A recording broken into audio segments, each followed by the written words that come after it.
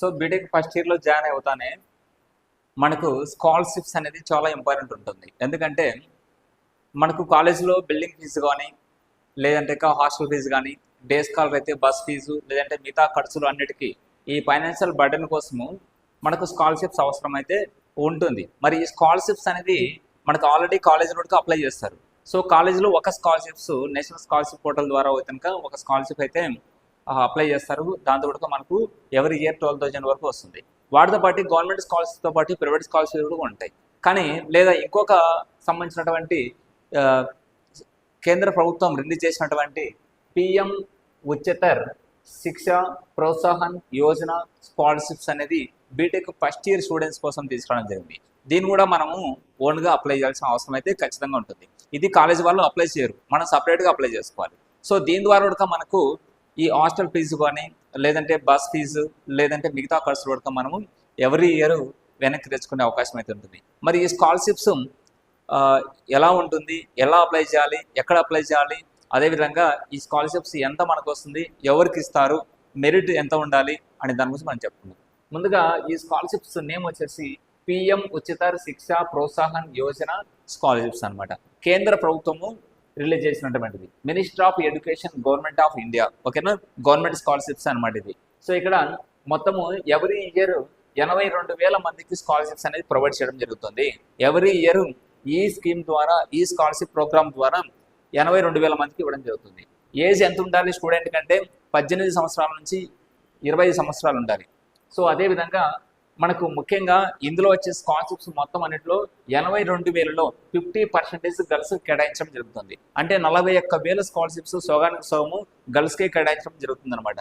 So తర్వాత ఎవరికెవరికి scholarships ఇస్తారంటారు, BC category అంటే BCA, BCB, BCC, BCD and BCE, వాటితో పాటు ఎస్సీ ఎస్టీతో పాటు ఓసీ జనరల్, ఓసీ ఈడబ్ల్యూఎస్ వాళ్ళకి సైతం అందరికీ ఇవ్వడం జరుగుతుంది. మరి ఓసీ వాళ్ళకు కూడా ఇస్తున్నానంటే దీంట్లో ఒక అర్థం ఉంటుంది. ఏమర్థం ఉంటుంది, మెరిట్ ఉండాలి. సో మెరిట్ బేస్న ఇస్తారనమాట. మెరిట్ ఎంత, ఇంటర్మీడియట్లో 80% ఉన్నటువంటి వాళ్ళకు మాత్రమే ఇందులో ఇవ్వడం అయితే జరుగుతుంది. ఇంటర్లో 80% అంటే 800 మార్కులు పైన వచ్చినటువంటి వాళ్ళు అందరూ దీన్ని అప్లై చేసుకోవచ్చు అనమాట. సో దీని ద్వారా అమౌంట్ మనకి ఎంత వస్తుంది, స్కాలర్షిప్స్లో మనం సెలెక్ట్ అయితే ఎక్కువ స్కాలర్షిప్స్ కాబట్టి మెజారిటీ స్టూడెంట్స్ ఇందులో స్కాలర్షిప్స్ పొందే అవకాశం అయితే ఉంటుంది. మరి బీటెక్ ఫస్ట్ ఇయర్లో 12,000 రూపాయల అమౌంట్ మనకు వస్తుంది స్కాలర్షిప్ ద్వారా.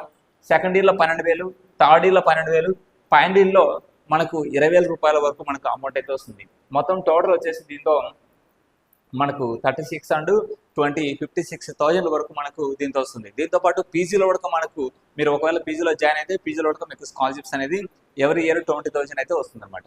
సో మరి దీనికి ముఖ్యంగా వచ్చేసి ఆధార్కి, మొబైల్కి, అకౌంట్ నెంబర్కి లింక్ అయి ఉండాలి. ఆల్రెడీ స్టూడెంట్కి సంబంధించి డాక్యుమెంట్స్ ఏం అవసరం ఉంటాయి కనుక స్టూడెంట్ మరియు పేరెంట్ యొక్క ఆధారు, 10th క్లాస్ ఇంటర్ యొక్క మార్క్ లిస్టు అండ్ కాలేజ్లో మీకు అలాట్మెంట్ ఆర్డర్ వచ్చింది కదా, allotment order, income caste, photo sign and మీ mobile number, register mobile number, ఇవన్నీ ఉంటాయి అన్నమాట.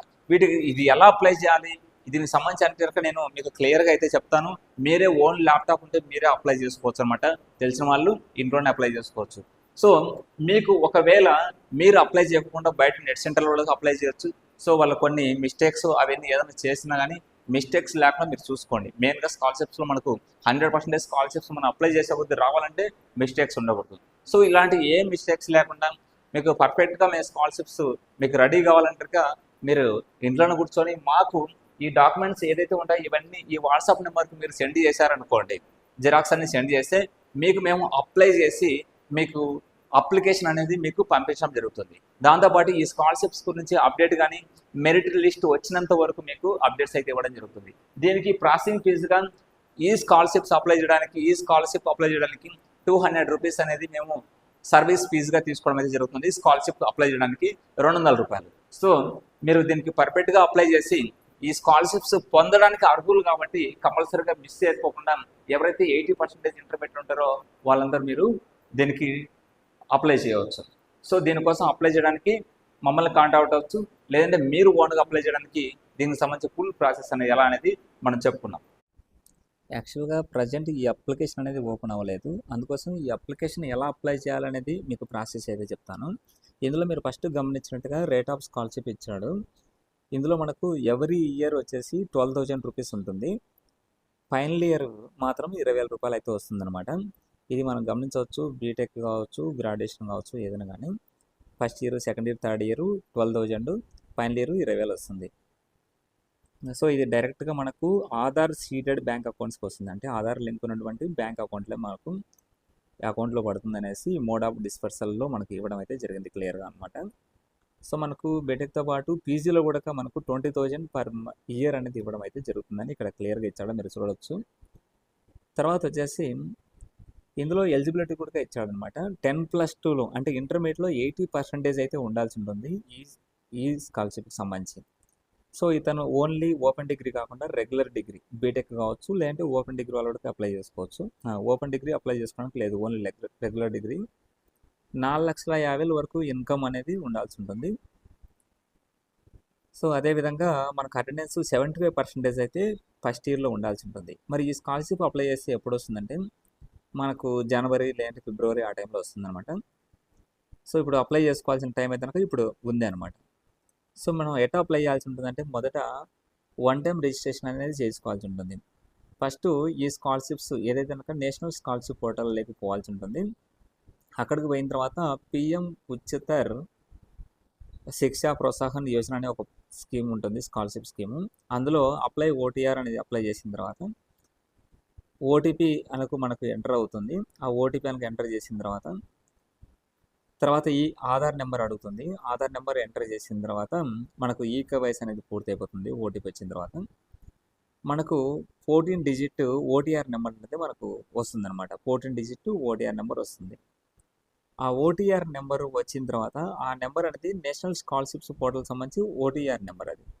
సో దీని ద్వారా మనము ఏం చేయాల్సి ఉంటుంది అంటే ఇందులో ఈ స్కీమ్స్కు సంబంధించి ఈ పిఎం ఉచితర్ స్కీమ్లో సంబంధించి మనం లాగిన్ కావాలి. ఫస్ట్ లాగిన్ అయిన తర్వాత అందులో మనకు details Aadhaar number, parents Aadhaar కానీ, బ్యాంక్ అకౌంట్ డీటెయిల్స్ కానీ ఎంటర్ చేయాల్సి ఉంటుంది. వాటితో పాటు 10th క్లాస్లో వచ్చిన మార్కులు, ఇంటర్లో వచ్చిన మార్కులు మెయిన్గా తీసుకోవడం జరుగుతుంది. కాబట్టి ఇంటర్లో మెయిన్ మార్క్స్ అనేది ఇంపార్టెంట్ అవుతుంది అనమాట. దీంతో మనం ఫ్రెష్ అండ్ రెన్యువల్ కూడా చేయొచ్చు. ఫస్ట్ ఇయర్ వాళ్ళు ఫ్రెష్గా, సెకండ్ ఇయర్ వాళ్ళు కూడా అప్లై చేసుకోవడానికి ఆస్కారం అయితే ఉంటుంది అనమాట. దీంతో బీటెక్ వాళ్ళు, బీటెక్తో పాటు డిగ్రీ వాళ్ళు కూడా అప్లై చేసుకోవచ్చు. దీనికి సంబంధించి ఓపెన్ డిగ్రీ వాళ్ళు అప్లై చేసడానికి పాసిబుల్ లేదనమాట. సో ఇదంతా కంప్లీట్ అయిపోయిన తర్వాత మీకు లాగిన్ అయిపోయిన తర్వాత ఈ డీటెయిల్స్ అనేది ఇంటర్మీడియట్ మాసానికి ఎంటర్ చేసిన తర్వాత మీకు ఒక అప్లికేషన్ నెంబర్ అనేది రావడం జరుగుతుంది. తర్వాత మెరిట్ లిస్ట్ బేస్ చేసుకొని అయితే ఇస్తారు. మీకు అప్లికేషన్ ప్రజెంట్ ఓపెన్ కాలేదు కాబట్టి మీకు కంప్లీట్గా అయితే చేయించలేదు. సో దీన్ని ఈ స్కాలర్షిప్స్ని నేను అప్లికేషన్ ఓపెన్ అయితేనే మీకు చేయడం జరుగుతుంది. సర్వర్ ప్రాబ్లం ఇవన్నీ రావడంతో ఇదైతే ఓపెన్ అయితే అవ్వలేదు అనమాట.